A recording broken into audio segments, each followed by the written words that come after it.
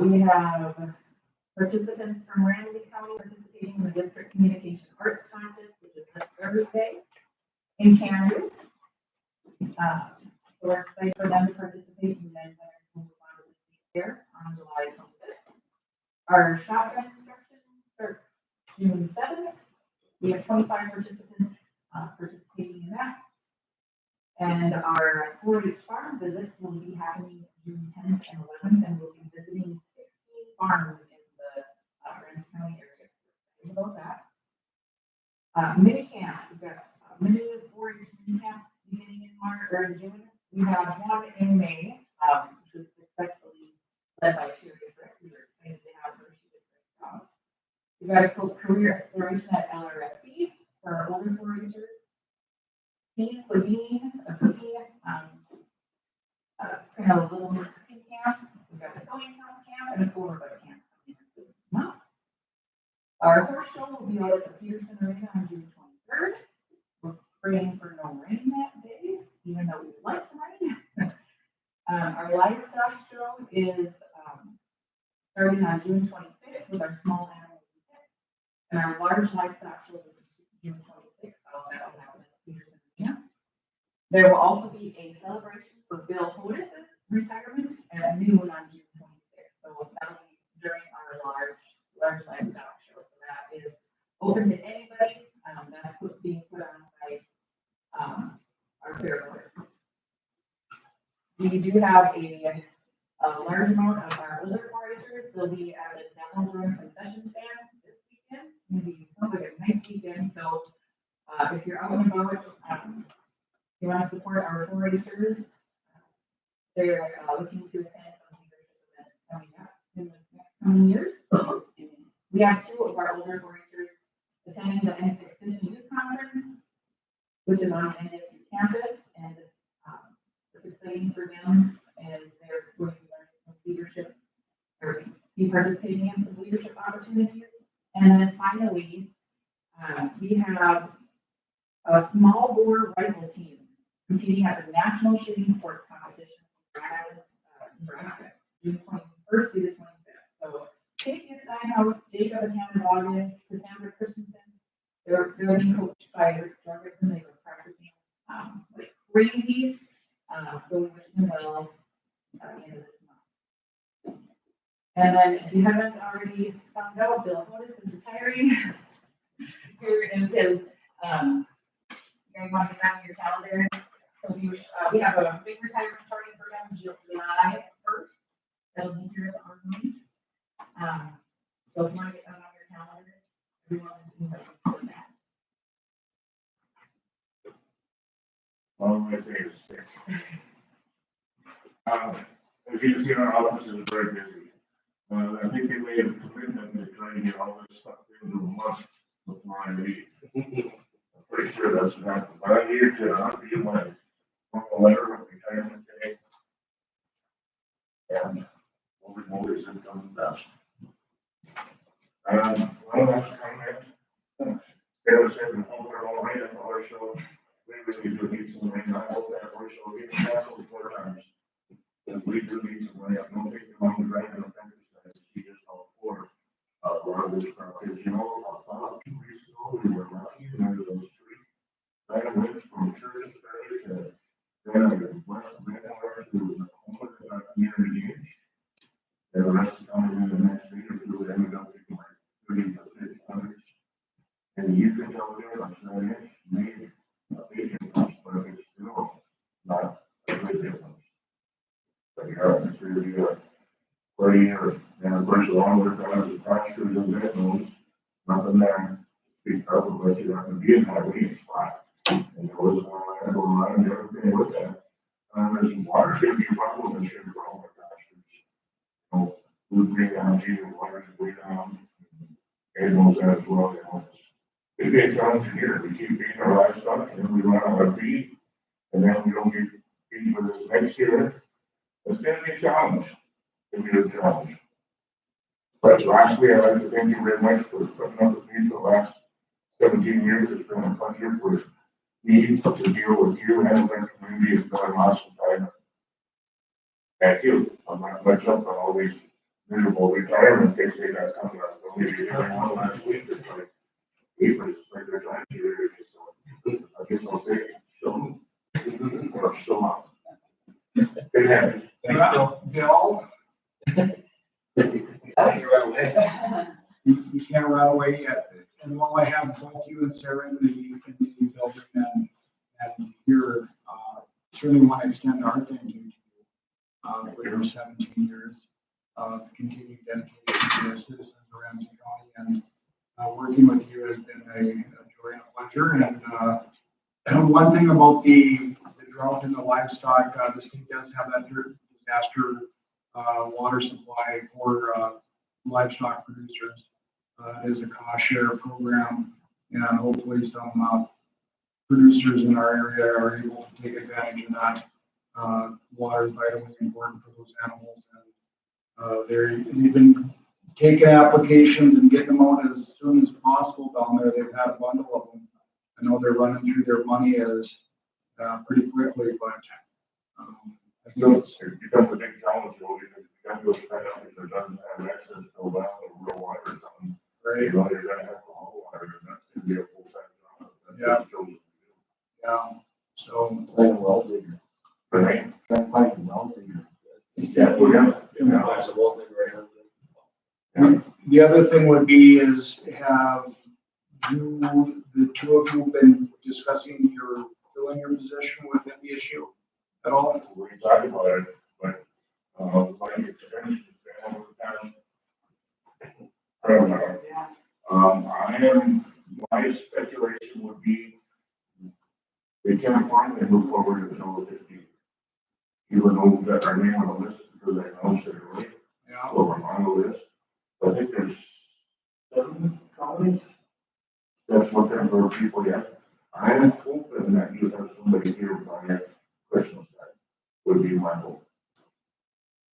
The other process takes 6 weeks to 2 months kind of, and depending on, so that's my hope. I would really be happy if it was earlier. I know there's a little bit of a hiring freeze with NDSU, and there are a lot of conflicts with our agents quite sometimes, so those definitely take precedence over us, and because we have an agent here, which is myself, there are a lot of counties that don't have any agents, and of course they take precedence over us, so unfortunately, like Bill said, probably Christmas is what we're hoping. Okay, Rich, you guys are in good hands with your office. Just completely outstanding, fun people to work with, and keeps you really busy. Well, Brent, well, the best. Again, thank you. You're welcome. Yeah. I haven't cried yet, but I can feel this feeling starting to come to me. He has to- Thank you, Beth. Is there anything else? Any questions for us? Always let us know.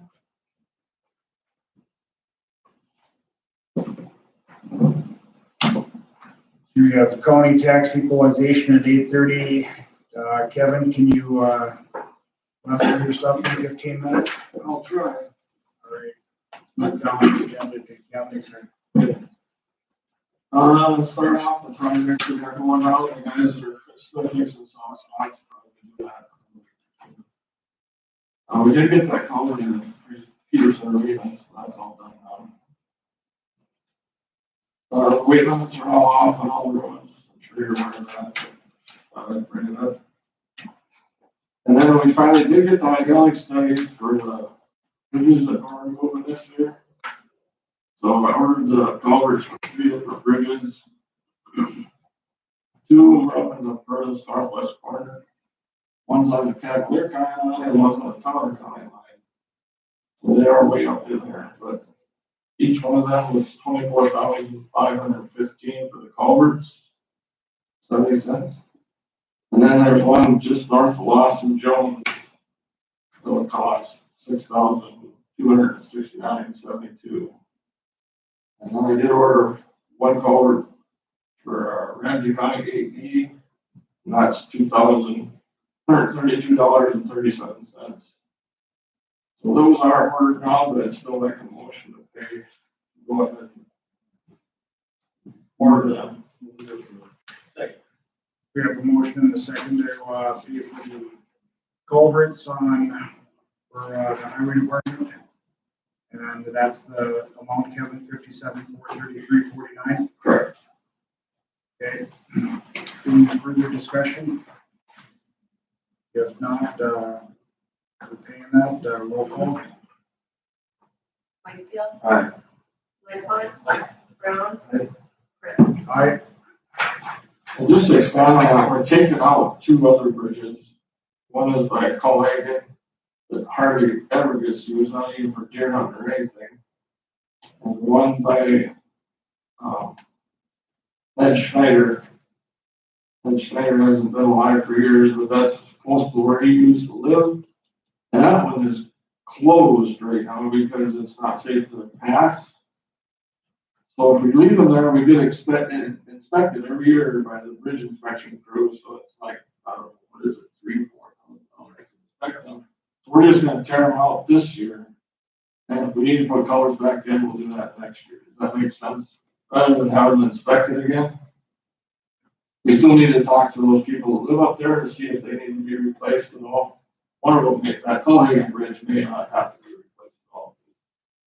It doesn't even go anyplace. So just so you're aware, there's two that we're turning out there that we're not gonna replace this year. In case you get a phone call. And also the structure, whether it's one of what was there before, it's one that can be some of the state water commissions and their forms. So they don't have to be on 10-year flow with a couple of roads. So that's another thing to keep in mind, if you get phone calls, all of them are, all of this, we had 6 of them hydraulic studies, and every single one of them was smaller than what's there now. But that's what the hydraulic study shows, so legally we're covered. It is interesting. Yes. A lot of times you see them, they're too small based on the hydraulics or the wet cycle that we've been in for the 30 years. Right. Given that you have a request for an additional, what was it, 3 stream crossings for next year? Or Two, and that would be all of the, okay, put this, all of the bridges that should be replaced, so they're at 50, no, they give them a rating between 0 and 100 of how good a shape they're in. And after those 2, everything will be above 50. Which isn't bad. I mean, we're probably ahead of a lot of counties there. And we still want to continue to go through the State Water Commission for those stream crossing standards. So, these are our last 2, I would say yes.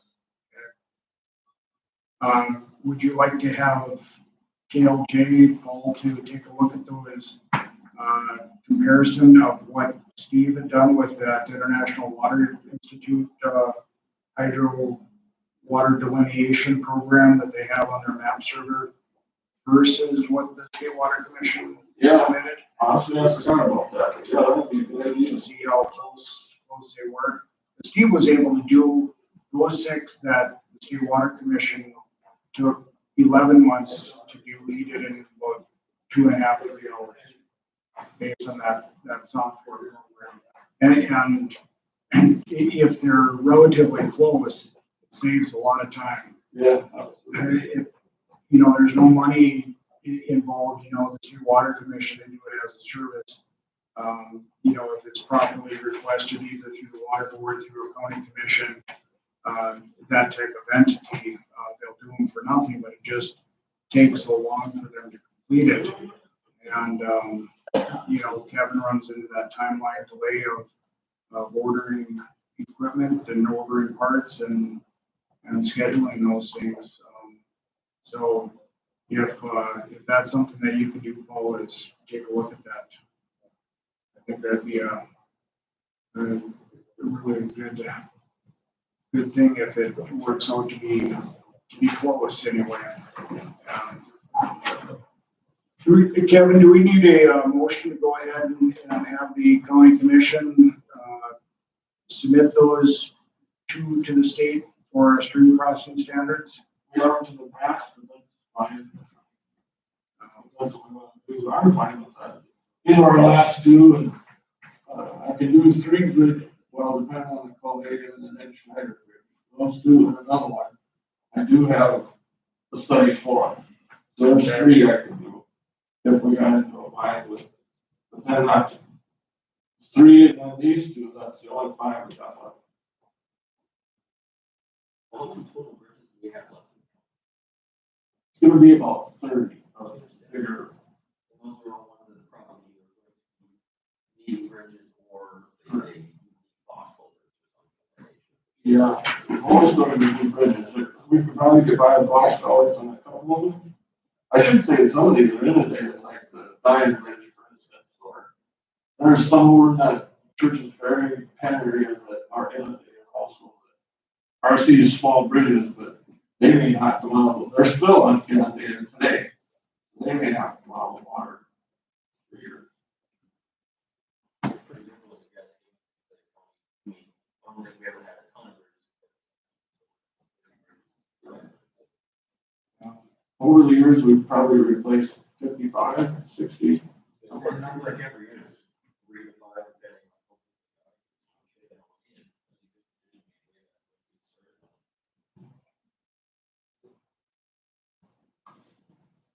So yeah, about 30, and that includes the inundated one.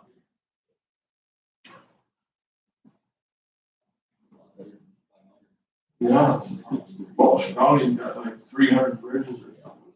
So, Huge number of things that you gotta inspect them all. Yeah, that's, just topography. They don't have a choice. even like a smaller county, Cavalier County, their bill to inspect bridges is gonna cost more than ours now. I mean, there's not a lot of bridges in Cavalier County, that's just, we've got rid of enough of ours, so. Not rid of them, whatever you want to say. So do we want to go ahead and approve submitting a stream crossing standards for their proposed changes for next year? Yeah, that's fine. Okay. Second. Moved and seconded that we go ahead and submit a stream crossing standards request to the State Water Commission. Any further discussion? Not all those in favor, signify by saying aye. Aye. Opposed, same sign. Motion carries. You can, Kevin. Okay, the next item, we got one of our rental tractors now, and we've got the invoice for it, so the cost of that lease for 1 year is $4,977.50. Again, the John Deere ordered the bigger tractor than what we need, so we're paying for the bigger tractor, but then they're gonna reimburse us extra costs, like we did last year. They have better luck selling the bigger tractors, so they do that rather than try and have a yard full of small tractors. And we're fine with running the big ones, it's just. So just so you know, so motion to pay for that. Second. We have a motion and a second to pay for the tractor rental. 1 year lease. Any further discussion? If not, all those in favor, signify by saying aye. Aye. Opposed, same sign. Motion carries. Yeah, I got 2 of the letters back on the railroad crossing, we submitted, the one by Bartlett and the one by Prairie. They don't meet the threshold for funding at this time. And I'm still waiting to hear on the 3rd one by Southland, just for update on that. Next, I hired Jacob Lowell to fill our position at the highway department. He worked for the city for a couple of years and then went to work for a farmer later, so just a little background. He started this morning.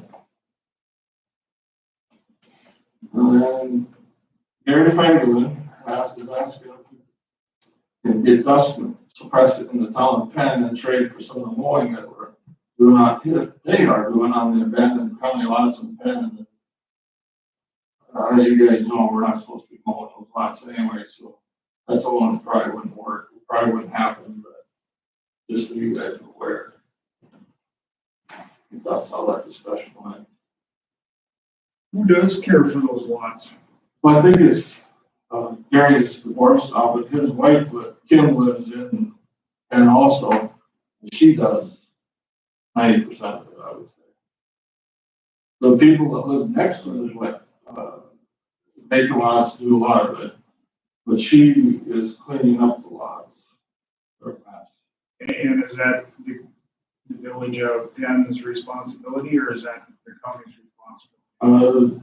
It's the county lots, they're in county, but for even you're not, you're supposed to leave them, well, you guys know the story, you're supposed to leave them like nature or whatever. So, I don't know, cleaning them up, if she does that, so it can be mowed. I mean, it's a mess if you don't mow around everything. Dead tree branches, that kind of stuff she's cleaning up.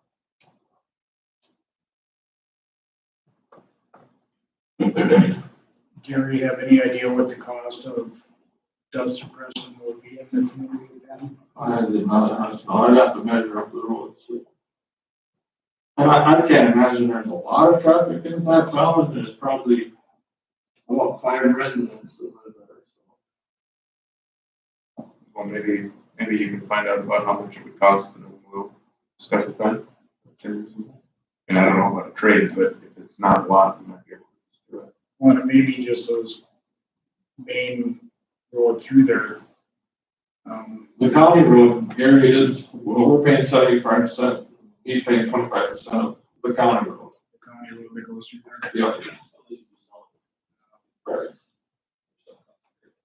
But they're talking about the streets inside town, which see very little traffic. I can see why they won't have that. Oh, yeah. I mean, that's.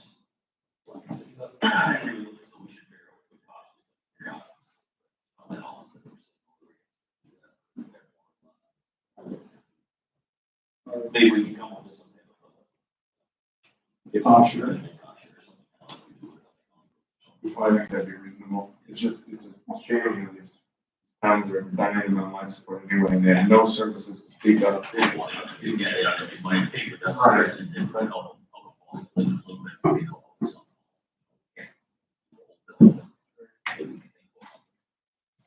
So if you want to just look at it, appreciate it. Sure. The township does waiver roads for them. And then the last thing, I put a map of all the projects that you guys have done, that we're doing this year. I don't know if you're interested or not, but that was, Well, I should look at it and know, hey, what we're talking about. right, this is 2021. What we have planned. You probably haven't had a lot of time to look at it, but any questions about that? Number 3 and number 2 are the bridges that we're tearing out and not replacing. And then number 3 is the one that I don't even think you're gonna go up there. It's just, doesn't go anyplace. And then 4 and 5 are the ones that you're putting in the culverts. Yep. 4 and 5, and number 1 by, Watson Jones.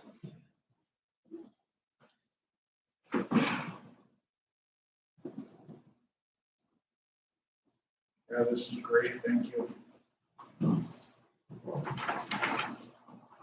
We're gonna see what we can do about getting that Ramsey Benson County line open. That's gonna take some time. We're gonna start blading it to keep the weeds out. We'll eventually need some gravel, but we gotta do some blading. There's some trees growing in the middle of the road and all that kind of stuff. We are working on that. The bridge is still under the water. The bridges out of the water kind of has washed out on the south end, depression. And they're actually going to haul the gravel to that this morning and open that first mile south of 2 today. It's just a 2-lane track and part of it because it's been closed, but we're going to mow the ditches and eventually be two cars to meet eventually. Thank you. Thank you, Kevin. It's 8:30, it's time for the county tax equalization.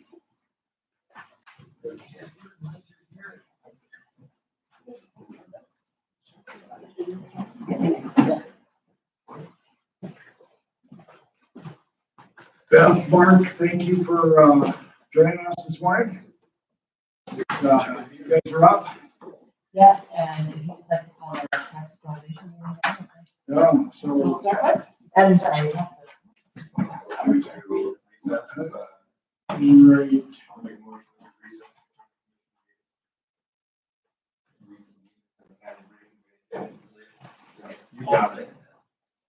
then motion and seconded to recess the county commission meeting and convene the Ramsey County tax equalization meeting.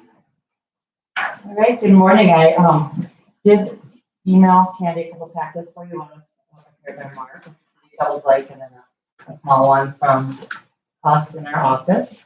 If you find page 1 of ours, there is an agenda. The first order of business would be to approve the city assessments as presented, and Mark is here, and we can kind of give you guys a quick recap and go from there. Yeah, just ask questions if you have. Just a brief recap, every district does a sales ratio study every year. A residential came a little under the state requirement at 89%, so. And same thing last year, we had to add about 5% last year. And this year, we kind of did a hybrid change. We added a little more to the land than the improvements, but so the net was about 4% that we added to get us in the range that the state wants you to be on that sales ratio. Commercial sales ratio is at 93%, so 90 between 90 and 100 is the target area. Wants to get assessment. So we didn't need to do anything with commercial there. So I think one of the observations I had looking at some history is that the mill levy's been really stable the last 3 years for the city. It's been right around 319, 320. The last 3 years it's hardly changed. The other observation I kind of noticed, it used to be one of the higher tax cities or higher mill levies, and I see where looking at the statewide largest cities summary, Washington, Minot, Jamestown, Valley City, of all that cities, they're all higher most number of mills. I think that led to our report some of the larger changes that we made around. Starting on page 13, I don't think we've got questions on those. Weren't a lot of big changes this year, but it was concerning COVID, I think, and the slowdown with that, I think it was decent increases. Our TIF districts grew by the total now is at 42 million, which is almost 2,000 in taxable value. When those come off, that's going to do nothing but lower the mill levy, pressure the mill levy down. If all the board members across the county say still part that want to, would be dramatic, but there's a lot of value in the city, and that's a lot more than the Wahpeton and Minot Valley City have in districts as well. So I think that's a good sign for our cities to have a lot of that TIF district value sitting there. I hear Candy really likes working with TIF districts. I don't see any new ones on the horizon, but there's many of them we have out there. They are complicated. You have to be ahead.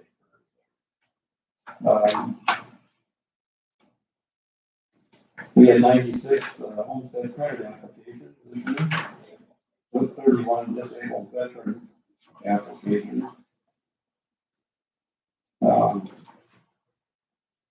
If you got any questions on this, just kind of So brief summary. just a quick question. question because I'm curious on, this page here, looking at comparison of truthful values. What page is it? Top number on there? There's not a top number on mine. It was shortly before your graphs about truthful. Okay. The only question that I had is just out of curiosity, you know, most of the time it looks like we're, you know, true to full is increasing by about 3 1/3% on average. Why in 2013 and 14 did we have such a drastic increase? In 16, I guess. I mean, is that simply just fair market value increased that much? Or did we do some kind of? Maybe that's a combination of years ago. And new restaurants were going on. We had, let's see, which years were those? 14 and 15? I'm seeing 13 and 14 and 16. Yeah, it's 11%. I was just curious as to what would drive that. Yeah, those were, you know, I think when levy work was being done, and we had some hotel, you know, we could add a lot of dollars. And we probably also had a couple of years where we did the 90%, you know, to get within the state tolerance. We were sitting in the mid-80s. So some of those were as a result of adjustments, larger. Okay, that's kind of what I was curious is, you know, were we falling below the state's level, or did that much economic growth really occur in those years? Yeah, that wouldn't have been just I think we had. I do remember, shortly after 2010, and I was charging in a wall, major increases, and the market was really fluctuating up, and it was 9 to 10% changes on it every time. So that's for us too, and then those are years. You look at the same chart, look at 2003, and you only have 1%. I think again, that would have been a slower construction season. But yeah, it's. Well, the average is kind of predictable, isn't it? You're at 3%. Yeah, it was, well, again, in 2016 was a pretty big jump too. Right. That's, yeah. And the other thing that's sort of interesting, I'm sorry, we're not really accomplishing much, but it is, I feel it speaks to how insulated North Dakota was from the financial crisis that we still saw a larger than what I would say our average increase in taxable valuation was in 2009. And that's interesting you say that, because the reason why I moved back was because of the recession, and my husband was in construction, and he started working over here to make ends meet, and then we just stayed, but that's exactly right. I mean, North Dakota they just didn't do what was happening in the rest of the country. I'll make a motion to approve this city's assessment. Do we have a motion? Do we have a second? We have a motion and a second to approve the city assessment as presented. Further discussion? All those in favor, signify by saying aye. Aye. Opposed, same sign. Motion passes. Thank you. Township contracted to the county for assessing. Sure, pages 2 to 4, I just included any changes that we did within my own. They really weren't a lot, but we do still have a few of the smaller cities and townships that have their own assessors. And we went through their township and city meetings, and their assessments were approved through that.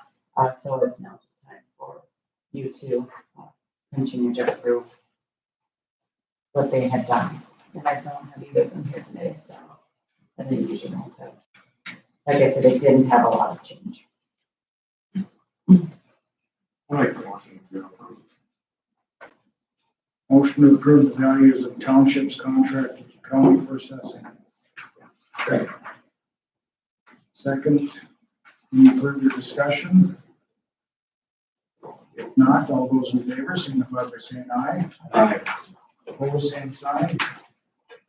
Motion carries. And then a motion to approve values of townships that provide their own assessors. Yeah, that also is between pages 2 to 4, just kind of our major changes. Not a huge year in new construction and that, but still we do have some. And obviously the regular changes from taxable, non-taxable, or something went back to the county, or the county sold something, or cities, and that all listed there. We had all of our township and city meetings, and actually besides the only people we had show up with board members. Made it easier this year than it can be. And once again, overall, we also came in around 89%. And so many properties have been a 4 to 5% increase to keep us closer to that 95%. Obviously, there's some other changes that have to do. One thing that's really starting to come up is lake lots that are coming out from under the water and are being used that we have in the past listed as inundated and lower their values. So starting to make some changes in that area too, and we'll probably definitely this next year have to do more in that and in the land.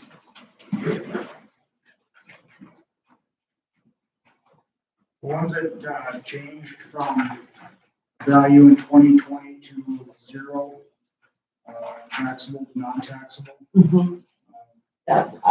Examples could be whether it was lost for taxes, but many could be farmsteads that now qualify for farmers or something like that.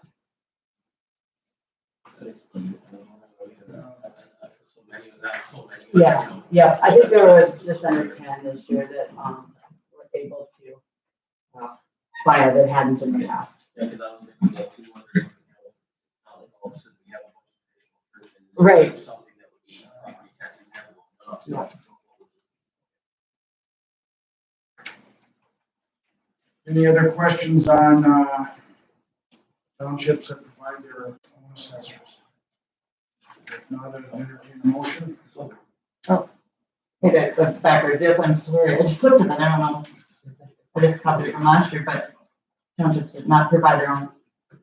We provide this change in motion that we provide assessing for.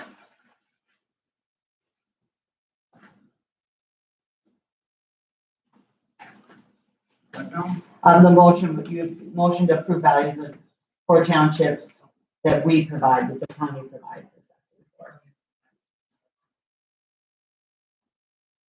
What was our first motion? I thought our first motion. Oh, contract, okay, yeah, Contract to the county for assessing. What was the first one? yeah, I just read it back. I'm not positive which one. Townships contracted to counties. That was the one we made previously. Yes. Okay, so this one needs to be that the township. Just put it back. Backwards. That's all right. That's okay. Yep. Motion, did we have a second for that? Okay. Any further discussion? If not, all those in favor signify by saying aye. Aye. Motion passes. Then, motion to approve the inundated land classifications per the attached list of applicants. And I do have that on page 5. That is actually a state program. So really, everything is ran through them, but I always like to include it and make sure that you're aware of the people that are applying for any inundated lands in the county. And so it really doesn't get too huge. It just looks a little longer because one family filed a few more than usual. But I would think that we're going to start seeing less and less of that. Now that if we stay in this dry cycle. Motion and a second to approve the inundated acres. All those in favor signify by saying aye. Aye. Opposed, same sign. Motion passes. And then changes. We're recommending a change between 2 and 5% of our agricultural values. Current percentage is 89%. That 90 percentile grading, isn't it? Yes, and I I definitely also included on page 7, what you've seen us earlier this year, just kind of what we've done in the past. I wouldn't mind seeing closer to the 4% in case to get us closer to the 95, as that's where commercial is sitting now and residential is close to that. But definitely we need to do over 2 because we don't want to be too close last year with the not change and with acres changing and that, it really helps at the end to make sure that the number came in correctly.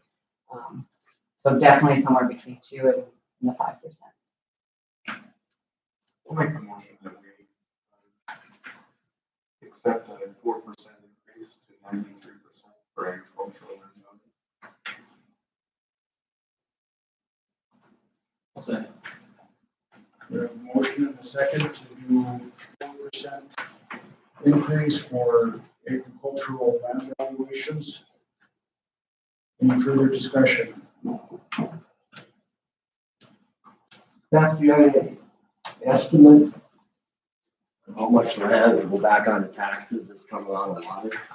I don't have anything today, but we had prepared that earlier. We're looking at the changing, having changed the previous motion where we're reducing 1453.5 to a different number. And we looked at that time 1451. I don't have the numbers in front of me and haven't looked at it very closely, but when we did do that, we saw that the majority of the county reduced by 3%.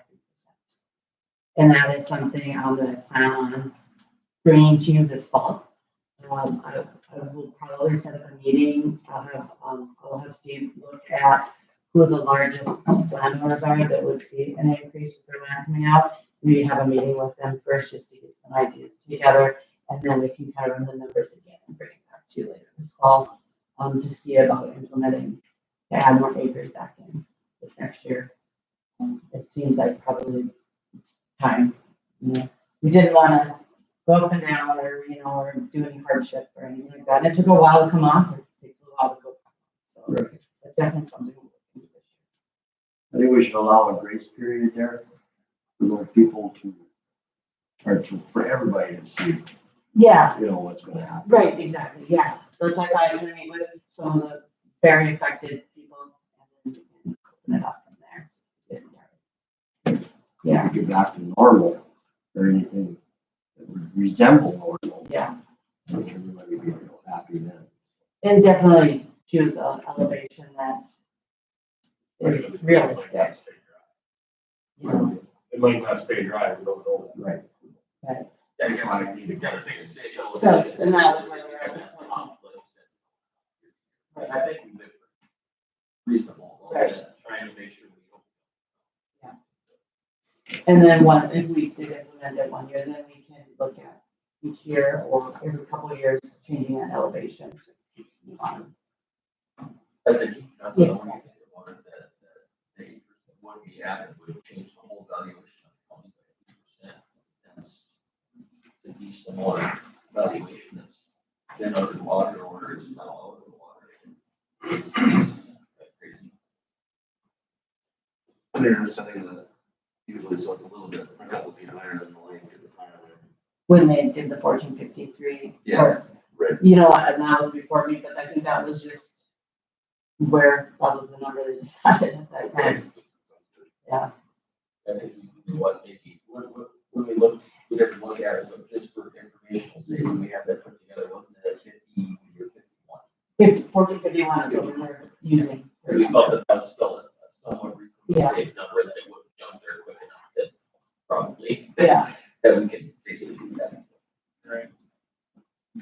It's 1448.2 today. Yeah, so it's still pretty, well, I mean, it's not, we've seen the lane put 3 feet on it here. That's in the NGV 29, so it's about 1.2 feet different than whatever you surveyed it. All right, any further discussion? We have a motion on the floor. I don't think we voted on that, correct? For 4% increase in valuations. Any further discussion? If not, all those in favor signify by saying aye. Aye. Opposed, same sign. Motion carries. Anything else? Mr. Lang, thank you so much for joining us. Motion to close the tax equalization meeting and reconvene the county commission. Second, the tax equalization meeting is closed. We'll reconvene the county commission meeting. resume our agenda.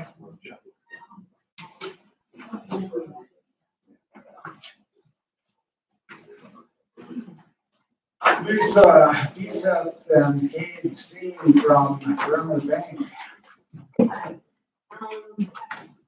Yeah, the bids and the municipal bonds. We had, two banks that didn't want to participate. Bank is the one that is important to us. Kate is here and Bryce is here. I guess I got them in if you had any questions. I think it's a goal, but I want to make sure that if you guys have questions, that we're all on the same page. Sure.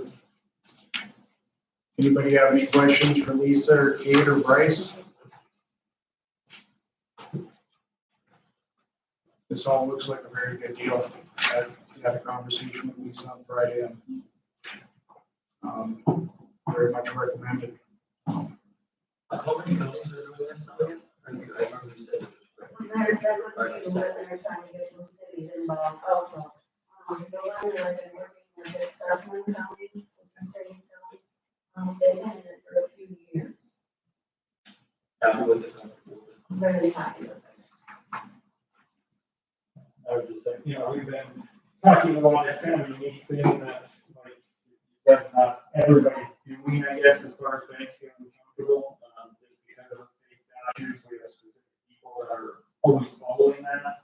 And we have a portfolio manager that he's following those statutes to make sure we stay in the right way. And we've been talking with a lot of counties, cities, even school districts, kind of any, state statute run entities can do this. And it's with the low interest rate environment, it just helps get a loan deal.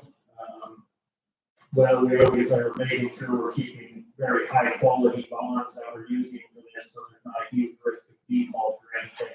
That will get a lot better interest rate return on that. And that's something that, remember, we always watch. A few years ago, we had a few of these where interest rates started to rise. We moved more money back to the bank because it just made more sense.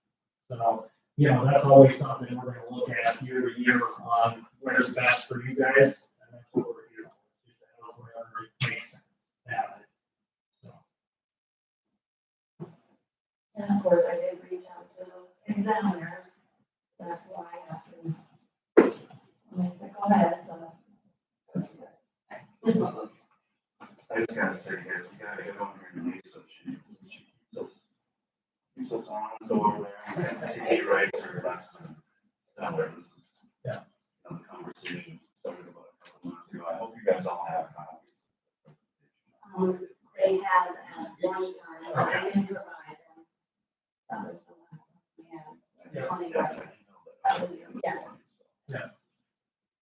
So if you want a copy of it, by all means, I'll provide. The only question that I have, and I doubt that this would be the case, but just to make sure that I know, if for whatever reason the county chose to go in a new direction and this was no longer working for them, there are no fees of any kind to transfer that money out, is there? So if you're looking to completely move outside of railroad and close everything, there could be up to a $500 fee at most. If it's moving within the management, it'd be no fee. Okay. So, So $500 is the maximum amount that the county would be held liable for in that case. right, and odds are, if you're not moving everything away from railroad, we'd probably reduce that down, because you do have a sizable relationship overall. I just want to be upfront that that's kind of the absolute most that our fee would be, for closing everything. So, Just want to make sure I'm not tying the hands of future generations. absolutely, no, I completely understand. $500. We're talking, what is our organization going further right now?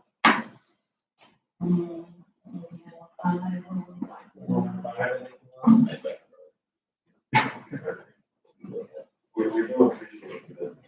Yeah. So Lisa, do you have a sense for how much money you'd like to see the county move into this municipal bond fund right away? Is that number $5 million? Right now, we had a couple of cities last week, so I put those into the money market, just to see where we're at. So that's what I'm gonna move in there first. And what dollar amount is that? We were gonna be looking at about 3 million. Okay. I think there could be kind of comfortable. Yeah.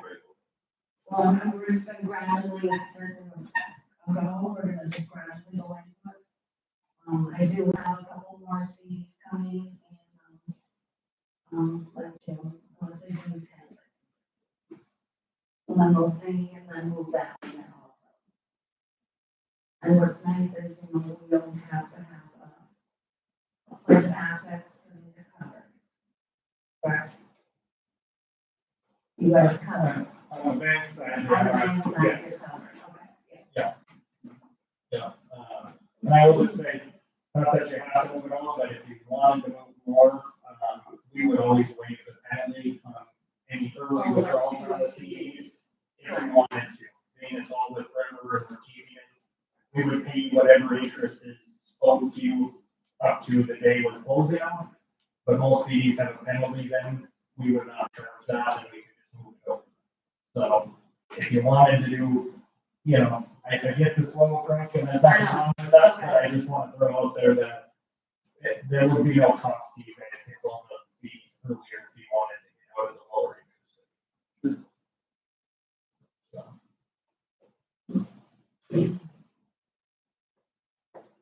Other questions? We need a motion to go ahead with this, correct, Lisa? I would like to, yeah. Yeah. So, I'll motion. I would say do the slow process, move the 3 million or the CDs that you have to do. Thank you. Start the process.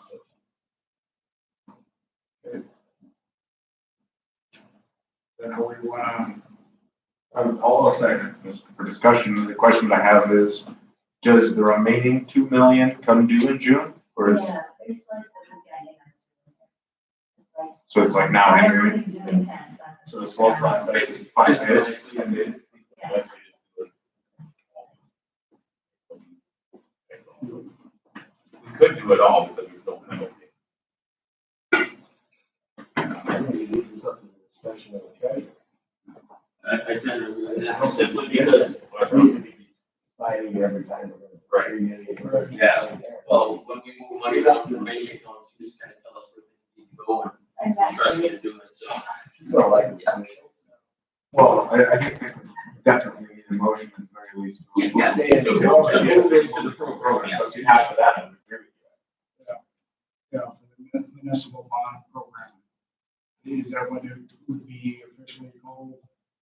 Would be that? Municipal bond program, whatever, that's what we say it is, whatever, if you guys all have different titles or whatever, you say you call it everyone, it's municipal bond strategy. And that's what we put on our Yeah, balance right. sheet. Okay. So you will see that. Yeah. So we go ahead and amend that agenda or that motion to Move to. allow the treasurer to. Make it work. And that's okay with your second, Lucas? Okay. Any further discussion? Anything else? Thank you so much. Thank you. All in favor, signify by saying aye. Aye. Opposed, same sign. Motion carries. Thank you once again. You guys. Appreciate you guys. Thank you.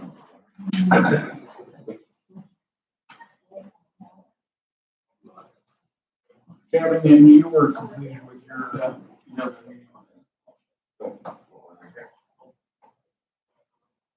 All right. Let's jump into new business. Approved human resource, job offer. We have a job offer going out to Mr. Brian Singer.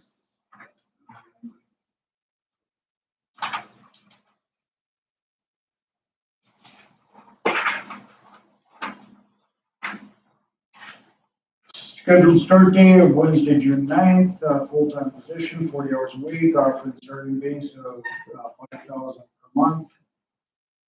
Job offer is contingent upon completion of satisfactory background check, passing the drug test, and the approval of the Ramsey County commission. Mr. Singer did go ahead and sign that. And is willing to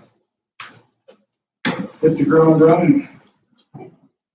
So after our committee had met and interviewed, that's the recommendation from the hiring committee that the commission set forth.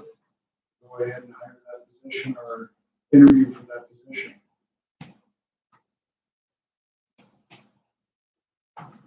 And I'll just say, having sat on that committee, I thought Mr. Singer did a very excellent job. Answered all of our questions to a degree that I was very comfortable with. And I think that he will do a very good job for the county if the commission chooses to accept the job. And the committee was comprised of myself, Commissioner Wakefield, Candy, Rhonda sat through the interviews. Mr. Cummings joined us following. He had a hearing scheduled the morning of the interviews, so was not able to join us during the actual interviews, but sat through the process afterwards. So appreciate everybody's time and effort going forward. Interview up all the, good experience. I've never had a look at my resume. Yes. He was the human resources person at Even Time Argent for 15 years.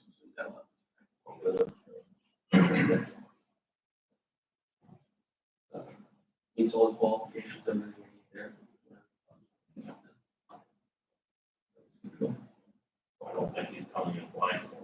No, no, it's gonna be. But the hiring committee felt that his work experience more than qualified. I think it's fair to say. I'll make a motion that we, move the job. Motion and second, Ed. I'd like to ask our partner, Neil, what social service think of the situation on The hiring committee did go forward with, recommending we take a vote. I voted no, and the reason was he does not have a bachelor's degree, and the job description states a bachelor's degree is required, and, some states, and that we place, so for fair standards, hiring practices, it didn't meet my standards, so there was a vote, and, it was, I think, 2-3. So that was the hiring committee's recommendation, but that was what I stand by, because he has very good, experience, but we advertised for a bachelor's degree, so my thought process was that we needed to re-advertise like we did with several positions in the county when we did meet minimum qualifications, so that was my stand.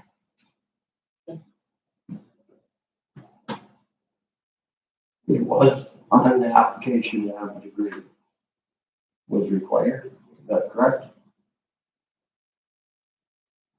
Did you read it? I didn't draft it, but yes, there is it says bachelor's degree. I've had ongoing conversations with the Association of Counties, their legal counsel and their HR team. They believe this applicant is qualified and that there are eligible departures that you can make from having a bachelor's degree.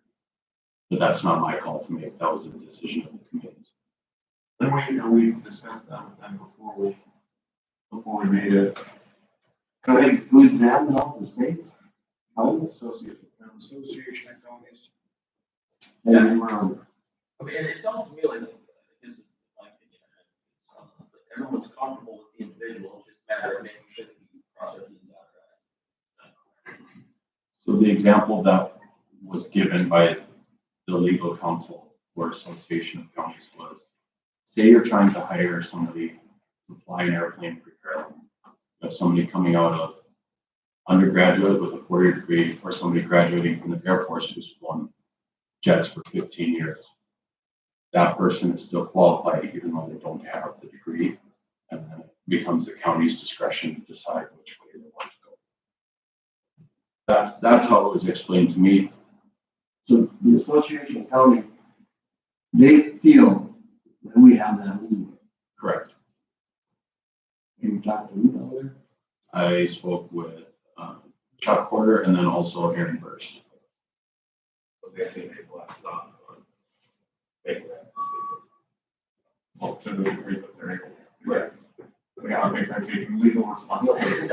But, Well, they can just give us advice. That's the biggest thing about it. Well, the association of counties, Yeah, and that's. give it their blessing, I guess. I trust that the hiring committee, everybody that talked to said, he would be well, and that he would be the hire. That's not the question, it's just making sure that we're kind of everything lined up, we're doing everything correctly, so that we can't have anybody come back and go, oh, you didn't do things right. You know? But if we have state's attorney saying he believes it's okay, he's talking with us, that legal counsel, that I think it's all. I just want to make sure that we have our bases covered as well. and I think it wouldn't hurt anything going forward on our applications to say, if we're putting a requirement for a degree to clarify or offsetting work experience. Right? Yeah, and I think that's an easy way to fix it. It would make it very transparent. Yeah, so we don't have to go, oh, when we have a candidate that we know has requisite experience and is qualified, that we don't have any of that. There's no gray area, we're adding gray area. Well, I guess I'd still make an argument that there is a reading of the job application as we posted it that would state that we're already set. Okay. You know, which was, it said requires a bachelor's degree in human resources, or related experience, is that what it says, or? No, It was- There is an or, but the way the comments read it, a bachelor's degree in this area, or related field. That's how it goes. And that's why it's so important that we get this position filled. And, they're the ones that are ultimately, yeah, never want to be on a hiring committee, we understand you.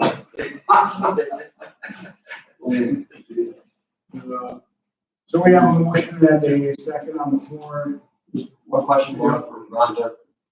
We're all right with social service here, or we're all right with this deal?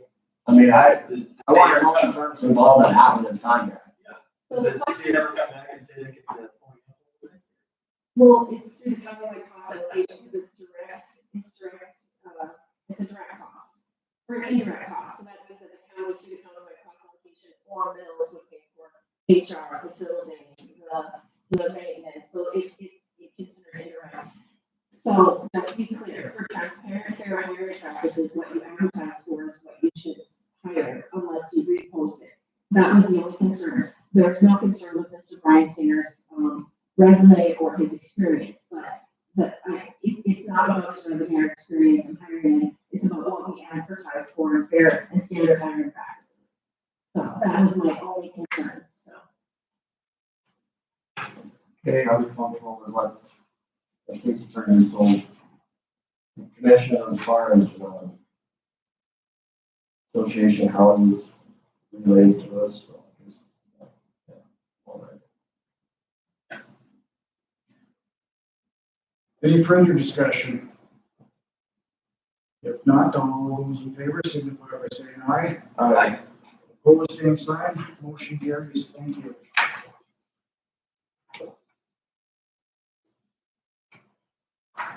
Review lease agreement for attendant care. This is at the school for the deaf.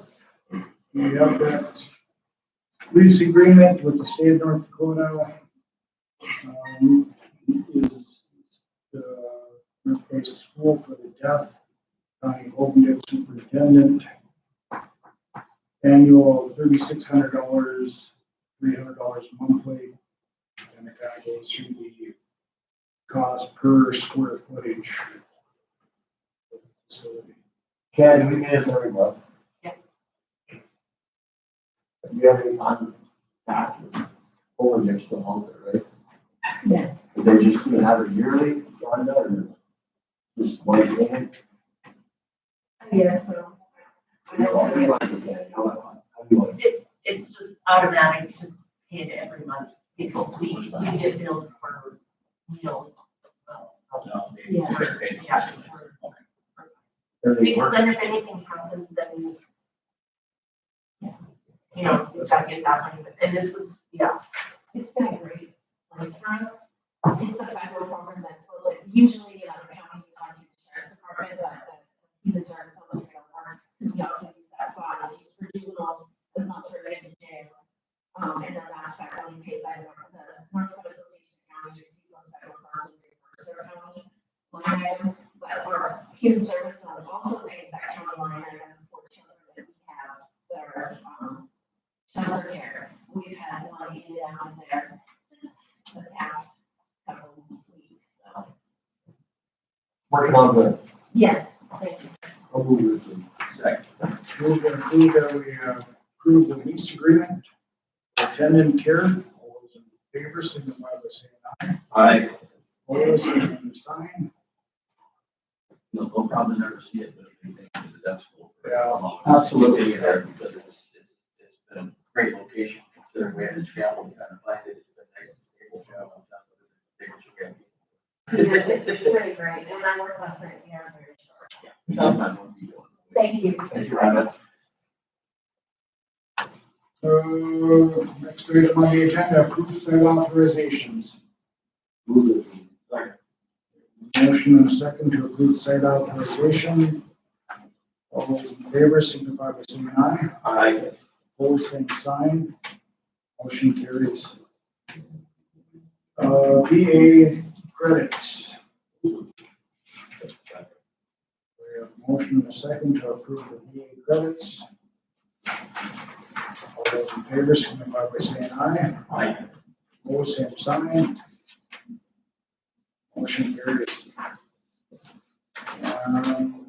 Homestead credit. Move to approve. We have a motion and a second to approve the homestead credit.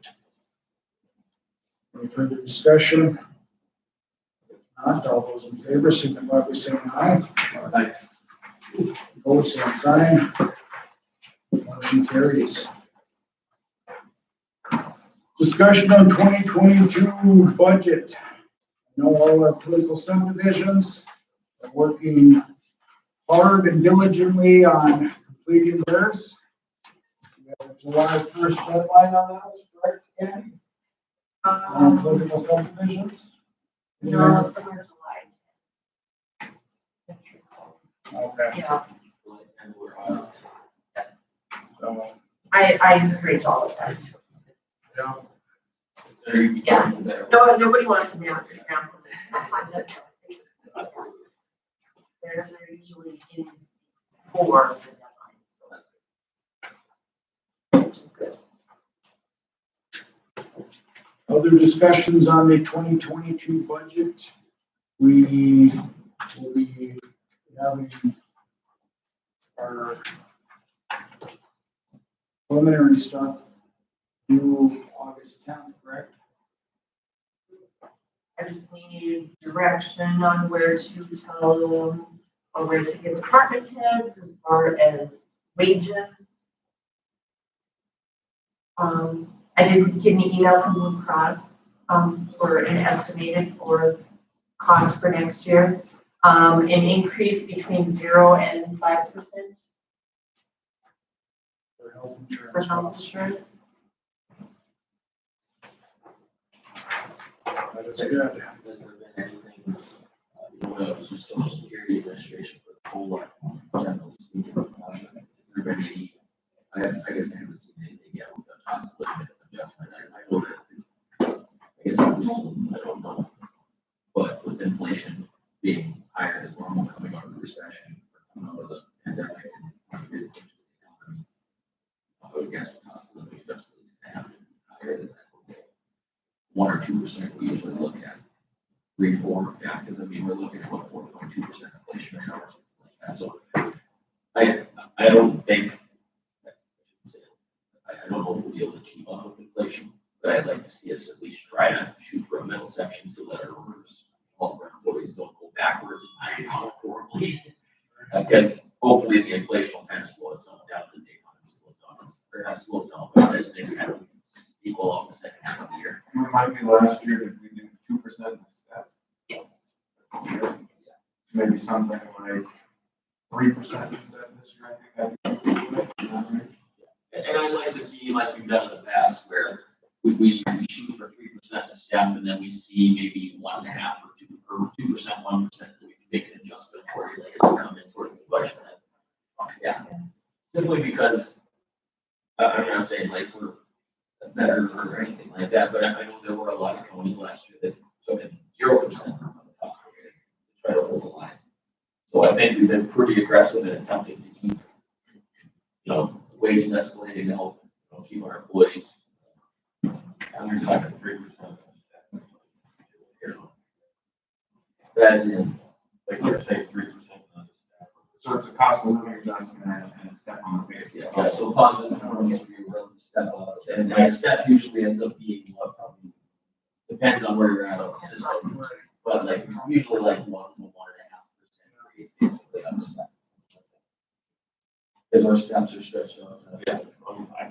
Well, exactly, I can't remember, 25 or 30. No, we're not at 30. If we did stretch it out a few years ago, 25, because we have so many quality long-term employees that they were getting the top end of the scale. And then we had to add steps on to try to allow them to continue to keep raises, which is something that needs to happen. We still have that issue. Yeah. So we don't look at look at even from that, so. Yeah. They get the COLA at that point, yes. And that's where we've been, we have so many quality long-term employees that a lot of them hit the top end of the step system and then try to keep up with the COLA for them as well. Or if anything, the goal is to try to keep the step system. Maybe we should add that, we have that in a spreadsheet, correct? Yes, yeah, and I'll get that. I'll And distribute I'll that do for this. our next meeting so we can take a look at it. And, Because I plan to schedule. And It doesn't have to happen this year, but I think long term, it would be reasonable to look at possibly stretching that step system out a little bit further. Yes, long term employees, just so we don't have people out there. but Just- just. But it might not be enough, but just something to look at in the future, it's not something that has to be happening right now. That'll give me a place to start.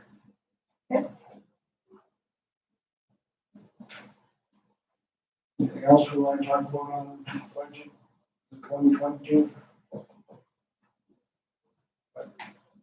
Get that to the department heads and, It'll be a fun one. it'll be all right. It always is, we go into it kind of. Yeah. Well, at least you're given some kind of a range number from Blue Cross instead of that kind of thing. Or until the very last was It actually says 0.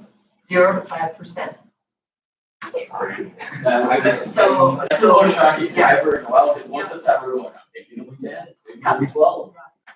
So I'm just gonna go higher number and go 5 and. Speaking, just out of curiosity, how are we tracking this year on health insurance costs related to our stop loss and everything? Are we running, were we projected, are we running under? I mean, so I'll get that spreadsheet so that you Just, see where it's at. yeah, just curiosity, because it's something we talked about. And it seemed like that 1 year was kind of a blip, where we had just a lot of high dollar breaks, and then we kind of went back to. It fluctuates so much from 1 week to the next, but where the dollar is that. Like last week was huge. For, And we left it out here. well, and I think something in there was a baby. So, and then it goes down to almost nothing, and then it goes back up. So but it's, I haven't seen like the real high dollars like we did previous year, but with everything, so. Yeah. Before he has to go, do you have anything for us? Keep up the good work. Any questions for Bo? I'll tell you when it starts. Well, thank you for taking the time this morning. Appreciate you coming in.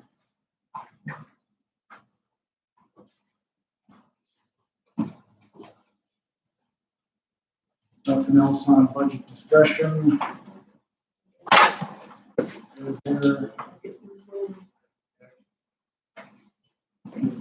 Give departments kind of a direction on where they should be looking. Just a warning, it's gonna be a big year for me.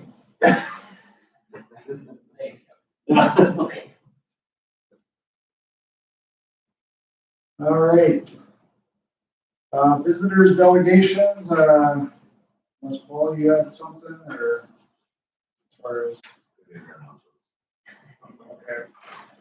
Portfolio reports. We can run through those. Commissioner Lightbon, we'll start with you. Let's see. Fort Devils Lake met after. It was after last week. Just kind of setting as she goes over there, and working on a lot of different things, industrial park, additional space. Just talking more broad, 5-year plan, type of things, strategic vision type. And then the day-to-day stuff. County Housing Authority, things have been going fairly well. Tim's been on the job for a little bit now. We've had some staff turn over, so they're looking to hire a couple more people. I think he's probably been advertising for it. That last week, and we talked about that. Just like we're talking about here in terms of our budget, the cost of employees and wages and everything continues to escalate. So, and especially in situations like the housing authority where we have a finite amount of dollars coming in, because we're based off of obviously rental income, which structures, so it's capped. And then we also only receive so much government aid from HUD, so we have a finite pool of dollars to try to pay everybody from, so it's time to try to keep up with those escalated wages, but we're trying our best to try to keep the employees we have in good stead, and try to attract quality employees as well. Social services, I missed the last meeting. Yeah. I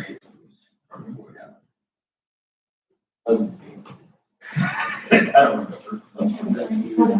Yeah, well, I think that's what it was. It was like, hey, it might rain. Let's get some seeds in the ground, and then it didn't rain. What a surprise. Lastly, I think I would have to add is we're looking at doing a Northeast 9 County Commission meeting, June 23rd. Stan Dick, County Canyon, also visited with me about it. Main agenda items would be talking about the things we talked about here recently, big stuff, NDPERS going forward, how that plan is gonna work in the interim, and how they're gonna, how do we figure out how we're going to work forward, going into the 23 session already, which is hard to believe, but that's happening. I'm talking about the federal funds, which we have some legislative council on the desk talking about both those COVID funds and how they can be used and spent, because we're getting more directives now, so that'll be a topic of discussion, as well as talking about the mill levy that is going to be coming off in 2023 for roads. It's a 2024. Yeah. But we have to start to talk about going to the people if we want to keep that mill levy in place and asking for that authority going forward. So the discussion about having a plan about when we go forward and ask people if we want to keep that mill levy in place, do we think we need it in place? That's a discussion we'll have to go forward at these meetings going forward, which is something that start to get back to our mind. Would that be beneficial on that? We need to maybe invite Terry Trainer? Or Yes, and they all are coming. Yeah. Actually, we just sent an email this morning. Yeah, It's scanned like I just looked at it right 3 or now. 4 other staff members. They said they have to get out of the office for quite a while, so everybody wants to come to them. So we're gonna have a full contingent in the association counties. Great. So it's gonna, yeah, and I can see if they're already. yeah. And you said, yeah, it's, and Sam came to me about it, I dropped the ball from the prospect. We haven't done enough of these meetings, but COVID got away and all that stuff too, and I didn't want to add any meetings to people for that. We hadn't met for a while, so I think it's good. We're all gonna get together. There's some really big topics that we all need to kind of get through, start to ruminate in our brains. So that's coming up. Wednesday the 23rd. One other thing we should discuss there is that, the nurse health insurance. NACO didn't know what the health insurance, so maybe get some input from them, how it's working. Not that we need to go to it, but it's. Oh, they went through them as a provider versus doing like the ND first and. Correct. Okay. Yeah, it might not necessarily be the most applicable lessons for the cross, but for the other companies, it might be really. You get their input, Well, we have to input, you know, sort of. More. So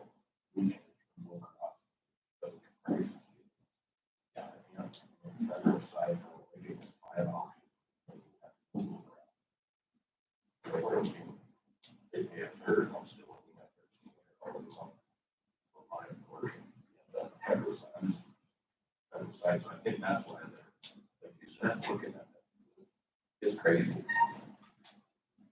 Like keeping up with the escalating costs of healthcare and trying to keep people paid when, and I mean, I think we've all seen it, there's jobs openings everywhere right now, which if you're looking for a job, I guess is a fantastic thing, and if they're, you know, pay is escalating, and I think that's not necessarily a bad thing. You know, but it just makes it really, really difficult to keep up. I think that's should be all now. Commissioner Volk? I guess recorder had nothing, we usually answered everything on the treasurer side. Lake access, we had a meeting last Wednesday. There was nothing really, but just a normal meeting of how everything's running. Tournament coming this early. The fair board, there's 2 events coming up, 4-H, they have 7 funds around here on the 14th. The wrestling club will do that, and then they have a rodeo coming up. Doing a lot. And then we did get the whole player order. So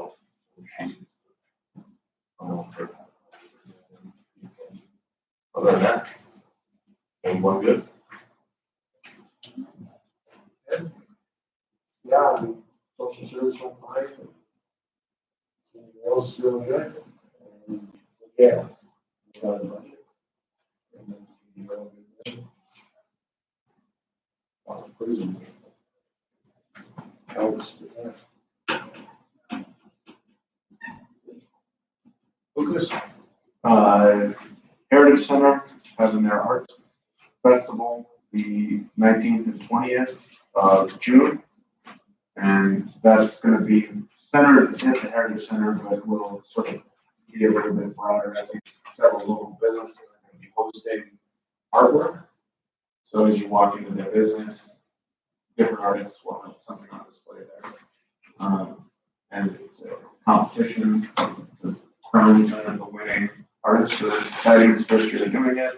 So hopefully everybody has a chance to be around that weekend and see. Library, right now the board is having a discussion about what Adam just touched on, which is employee retention. Seeing a lot of turnover.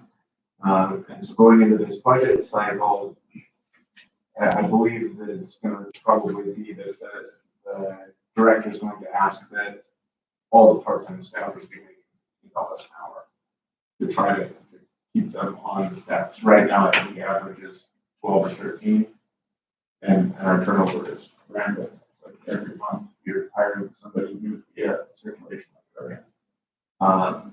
At this time, we haven't decided if we're going to come and ask again for the assistant director being full-time, but I still feel that there's a lot of value there. I mean, you're still seeing numbers of 5,000 to 6,000 people going in and out of the library a month, which is a lot to have one full-time employee there. The inventory control system at the front keeps count. So I mean, even if people are walking in and out several times, which I'm sure there is some of that, you're still talking probably at least 3,000 people, and that's a lot every month. So, yeah. Yeah. So that's everything I think Oh, no, that's not everything. Candy just told me. My 2 terms are up, as, county commission's representative on the library board. I think it's been very, I don't think we're required to have a commissioner be a representative, but even before me, Heisler was, and I think that there's a lot of value there. So I would encourage one of you on this board to fill my shoes. What little there is fill. And is that at the end of June? Yeah. Next meeting. Every month. Every month, the first and third, the second Monday. Although they're looking at changing the meeting time. Like the nighttime. No, 10 a.m. Yeah, well, it's easy because the board has always been a little late. But I agree. So we're gonna probably change that meeting time, but it is once a month.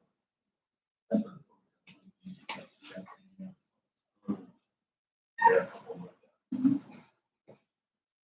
But, we put out a notice for anybody interested, or do you wanna keep it within the commission? Like I said, I think that there's value there to have a member of the commission on that.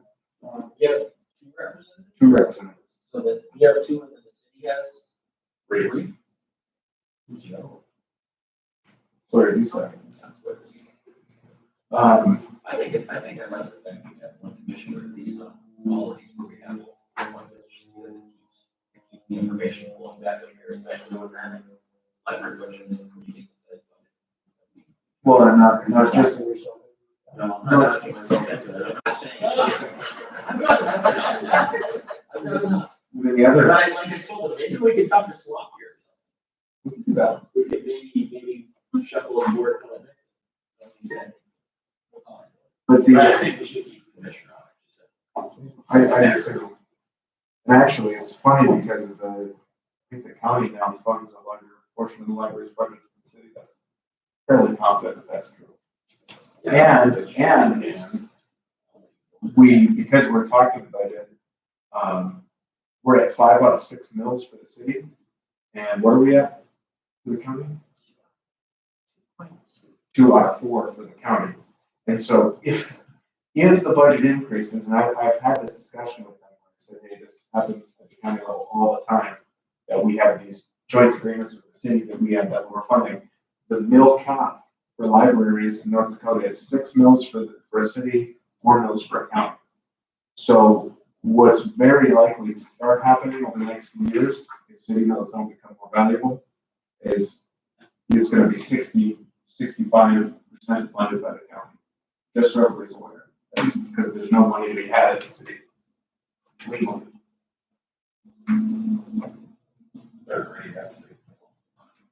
5 of 6.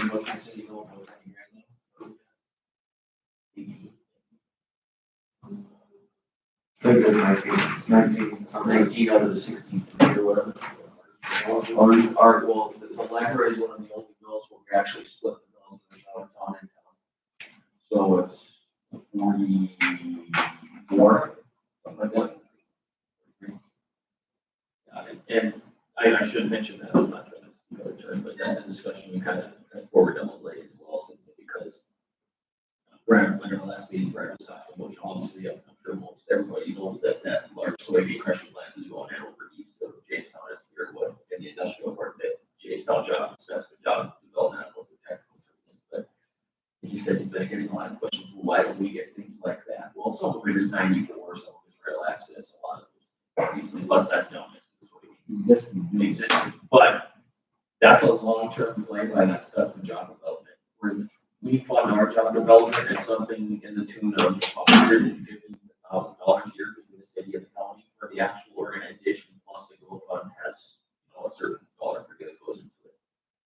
That's been last year, if I remember correctly, he said put in something like 1.8. The county, between the county and the city, I believe, but they fund their organization to go out and try to find those things.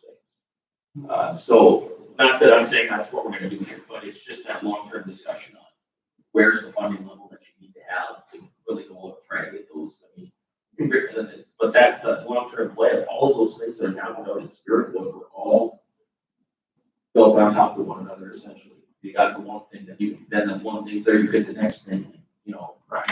It starts to snowball. Yeah, you have snowballs, because all of a sudden you have the steam and all of the things they need for the power and everything like that to make all these things work. Plus that 94 access is huge.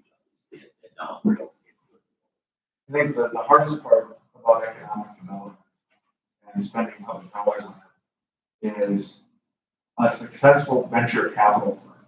You know, so a company that's in it to make money that goes and funds other companies. What's considered a smashingly successful venture capital firm is when they fund 10 businesses and one of them makes it. Right? That's a smashing success, and everybody that's involved in it will be immensely wealthy. Right? And that's really hard to sell to the community.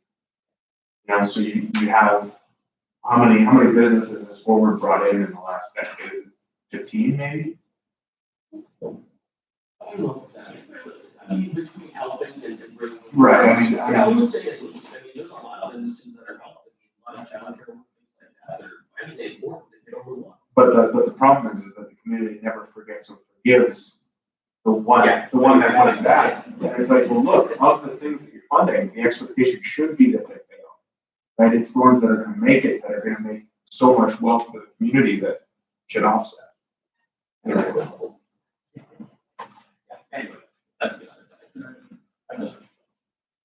Anything else? No, sorry. No, that's fine.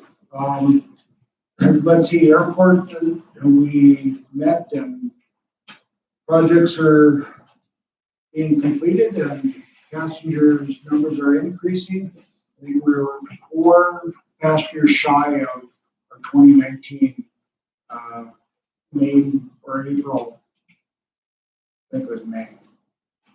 But anyway, we were 4 shy. Month before that, we were ahead of our 2019.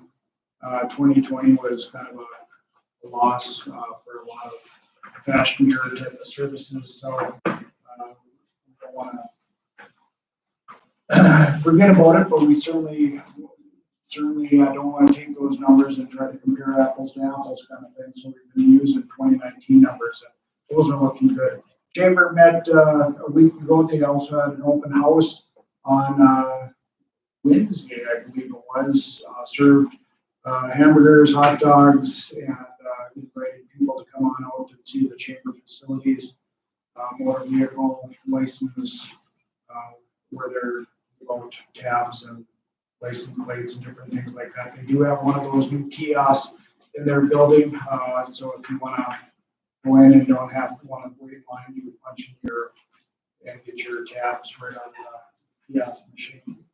Yeah, so people just need to get acclimated to using it. The day we came out of our meeting, I think there were 6 or 7 people standing in line, and one was actually leaning up against the kiosk machine as a piece of furniture.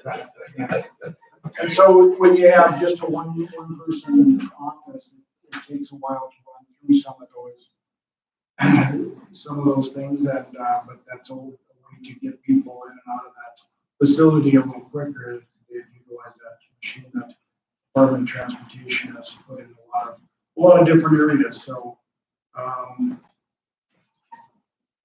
speaking of committees, the Devil's Lake Outlet Advisory Committee, my term on that is expiring at the end of the month. That is an appointed position by the governor. Anybody interested in applying for that? We have no say on who sits on that, representing Ramsey County or the Devil's Lake Basin or anything like that. And it's made up of 17 board members, and I think they were supposed to be staggered. Somehow they didn't get that done that way, and so there's like 13 of them that are could be up for reappointment this end of June. So our water tour, all the commissioners are invited to that. It's June 16th. We'll be touring around the Devil's Lake Basin, starting off at the Hofstad Precision Ag Educational Center at Lake Region State College, and moving on from there. Kind of a conflicting days because that's the same day as our law enforcement center board meeting, and, something that maybe have to look at changing in future years, because I know there's a lot of commissioners that sit on that board that would potentially like to attend, so,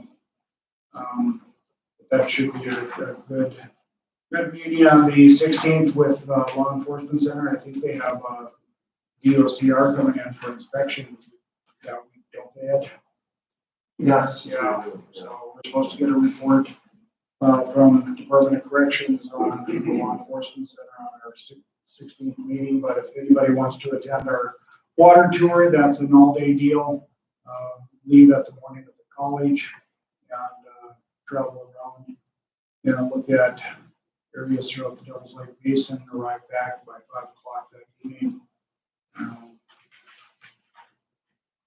Other than that, no further announcements. I think, last week, I think we had, for the first time in a long time, we had 0 active cases of COVID in the county. So,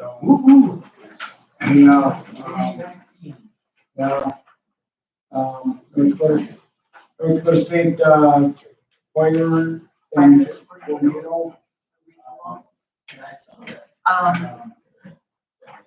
Well, Did we have a claim? We didn't know? No. We, sometime in the next week and a half or 2 weeks, we're going to have an underwriter come out and he's going to inspect our buildings, all the, everything, which I don't know that I ever remember coming and doing that. Well, this is the first. Yeah.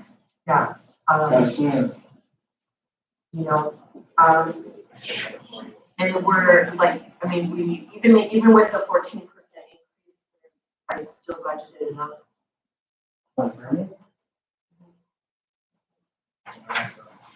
We paid 7,300 last year. Going up 14%. And that's for everything building. That's everything that includes the boiler, that. I still think it's a pretty reasonable cost.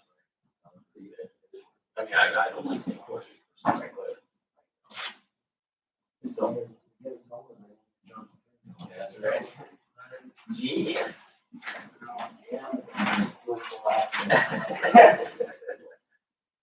We don't want to be covered anymore. Give us back the system. Everybody is aware of that. Rising reinsurance costs.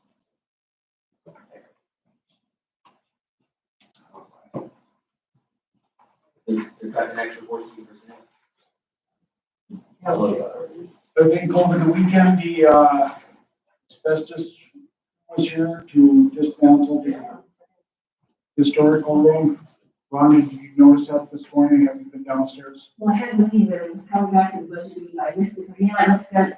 I mean, it's done.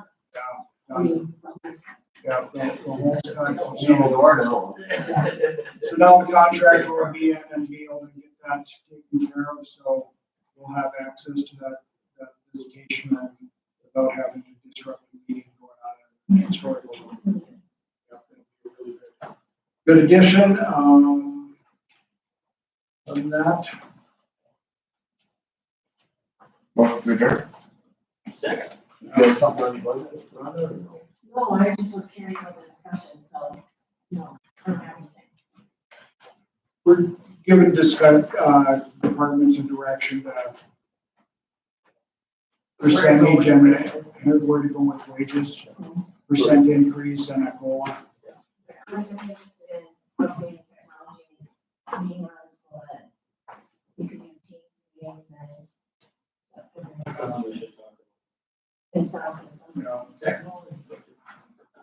Well, and that is certainly one of the things that we can discuss with that, the COVID dollars is there's very limited, ways to spend that. And one of the things that we don't want to do is spend it on something that we're not able to do and then have to come back and put that bill onto our taxpayers, so. Get approval for Yeah. this.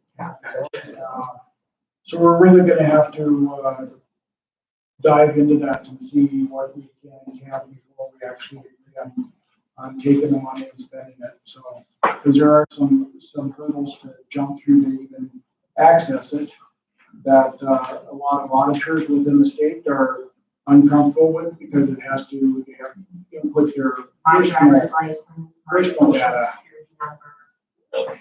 Yeah. But we have a taxpayer, yeah, number for the county, why wouldn't we just use the EIN number? We do, and that's something that they still require. In a lot of. Yes, a lot of them have kind of impacted members. No, Ah, they can take one. not FEMA, but. That's right, that's right, right. To be Medicaid provider, they wanted all the board members' social security numbers, driver's license, so we got it down to the director. For Medicaid, to get reimbursed for Medicaid. So, So I think we need to put together a list, find out if it's acceptable or approval before even going that far. Because that's kind of where a majority of the auditors are going to see if, anything on their wish list even is qualified before going through all of that. so, It's 125 pages long. Yeah. this is what we got to that legislative council is kind of a condensed version of it, but it's 125 pages long of guidelines on what you can and can't spend. Yeah. Very good lawyer involved. Well, so, but we do have a motion to adjourn, and so with that. Meeting adjourned. Thank you.